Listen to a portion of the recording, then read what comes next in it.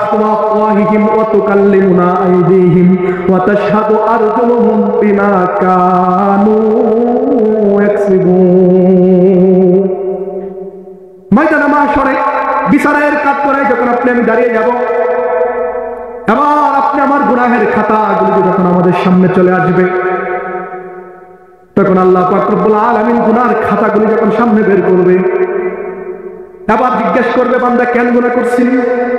আল্লাহর ভয়ে, মালিকের ভয়ে আমরা সকলে সেদিন অস্বীকার করবো, আল্লাহ আমি কোনো গুনাহ করি নাই। আল্লাহ বলেন, ঠিক আছে, তুই চুপ থাক, তুই গুনাহ করছস কি করছস না এটা প্রমাণ করতেছি। তো কেমনে প্রমাণ করবা? আল্লাহ পাক রব্বুল আলামিন বলেন, ওয়ানাখতিমু আফওয়াহিম, তোর জবানটা বন্ধ করে দিলাম। ওয়াতুকাল্লিমুনা আইদিহিম, আবার তোর হাত কথা বলবে, তোর মুখ কথা বলবে, তোর চোখ কথা বলবে, তোর পা কথা বলবে, তোর সারাদিন হাত শরীরের প্রত্যেকটা অঙ্গ প্রত্যঙ্গ তোর বিরুদ্ধে সাক্ষী দিবে। আমার দেহ আমাকে কি বলে? নামাজ পড়লে তোর লাভ, আমার লাভ নাই, আমার কষ্ট হয়, এই জন্য আমি নামাজ পড়তে চাই না, কিন্তু আমি 12 ঘন্টা ডিউটি করতে রাজি আছি, কারণ 12 ঘন্টা ডিউটি করলে এটা তোর লাভ নয়, এটা আমার লাভ। আমার দেহ আমাকে এই কথা বলে। এই জন্য আল্লাহ পাক রব্বুল আলামিন কোরআনের মধ্যে বলেছে, ইন্নাশ শাইতানা লিল ইনসানি আদুউন মুবিন, শয়তান হলো মানুষের একমাত্র প্রকাশ্য দুশমন। কারণ শয়তান দেখছেন জীবনে, আমি আপনাকে দেখিয়ে দেই, আপনার এই 3.5 হাত শরীরটা হলো সবচেয়ে বড় শয়তান। এই শরীরের সাথে যুদ্ধ করে যদি আপনি জিতে যেতে পারেন, তাহলে আপনি সফল। কিভাবে শয়তান? এটা শুধু শয়তান না, দুনিয়ার সবচেয়ে নিমুখ হারাম।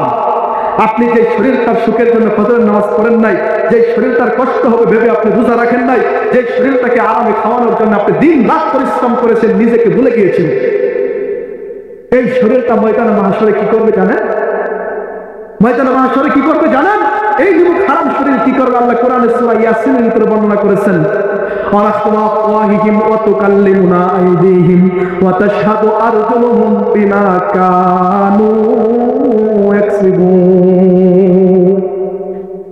ময়দানে মাহশরে বিচারের কাঠগড়ায় যখন আপনি আমি দাঁড়িয়ে যাব, এবার আপনি আমার গুনাহের খাতাগুলো যখন আমাদের সামনে চলে আসবে, তখন আল্লাহ পাক রব্বুল আলামিন গুনার খাতাগুলি যখন সামনে বের করবে, এবার জিজ্ঞেস করবে, বান্দা কেন গুনাহ করছিলি? আল্লাহর ভয়ে, মালিকের ভয়ে আমরা সকলে সেদিন অস্বীকার করবো, আল্লাহ আমি কোনো গুনাহ করি নাই।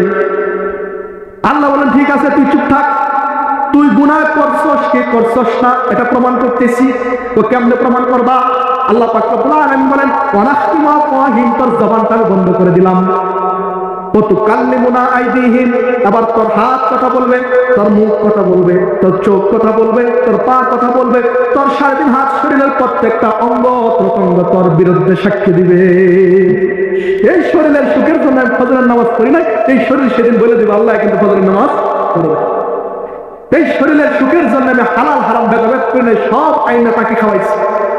দিন শেষে এই পেট মালিককে বলে দেবে, আল্লাহ আমার খাওয়ানোর জন্য দেখো কত অবৈধ কাজ করেছি। তাহলে এই শরীরের চাইতে বড় শয়তান আর কিছু আছে? কিন্তু এই শয়তানের পাল্লায় পরে আপনি আমি নিজেকে ধ্বংস করে দিয়েছি, আপনি আমি নিজেকে ধ্বংস করে দিয়েছি।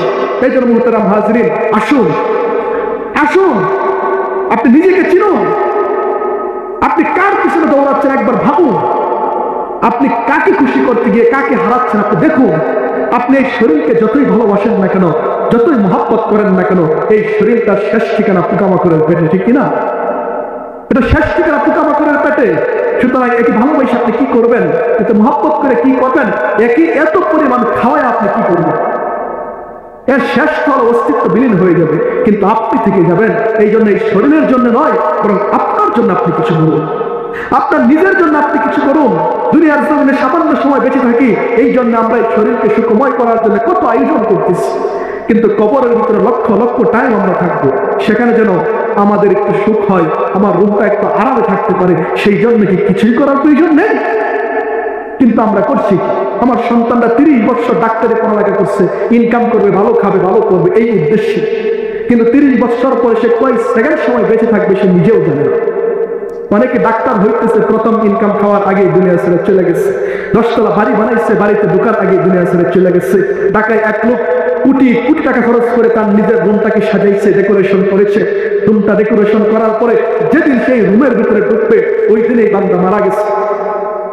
সন্তানরা তাকে হসপিটালে নিয়ে গেছে, হসপিটালে মারা গেছে। রাত হয়ে গেছে, গ্রামের বাড়ি লাশ পাঠাতে হবে, ঢাকা শহরে দাফন করবে, তো দাফন করবে কোথায়? পরের দিন সকালে পাঠাবে, ডাক্তার বলছে লাশ কি রাত্রের বেলায় হসপিটালে থাকবে না বাসায় নিয়ে যাবেন? সন্তানরা বলে মৃত লাশ, এটাকে বাসায় নিয়ে কি করবো, এটা হসপিটালেই থাক। দেখুন, যে 1000 কোটি টাকা খরচ করে আপনার নিজের রুমটা বানিয়েছিলেন, জীবনের শেষ রাতটা কিন্তু আপনার রুমে আপনি থাকতে পারেন না। আপনার বিবি আপনার সাথে থাকে নাই। আপনি ভাবতেছেন আমি মারা গেলে দুনিয়াটা অচল হয়ে যাবে। আল্লাহর কসম, আপনি মৃত্যুবরণ করে দেখেন দুনিয়ার সবকিছুই সচল থাকবে, কোনো কিছুই অচল হবে না।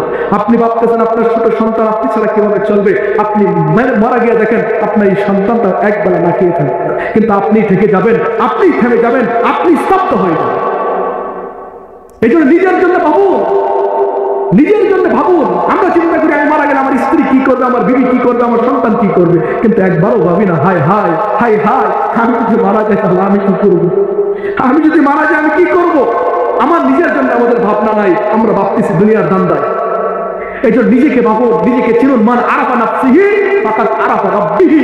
আপনি যদি নিজেকে আবিষ্কার করতে পারেন, আপনি আপনার রবকে আবিষ্কার করতে পারবেন। এই জন্য নিজের জন্য কিছু করা দরকার আছে না বলেন? আল্লাহ পাক রব্বুল আলামিন আমাকে যে কথাগুলি বলছে, এই কথাগুলির উপর আমাদের সকলকে আমল করার তৌফিক দান করুন।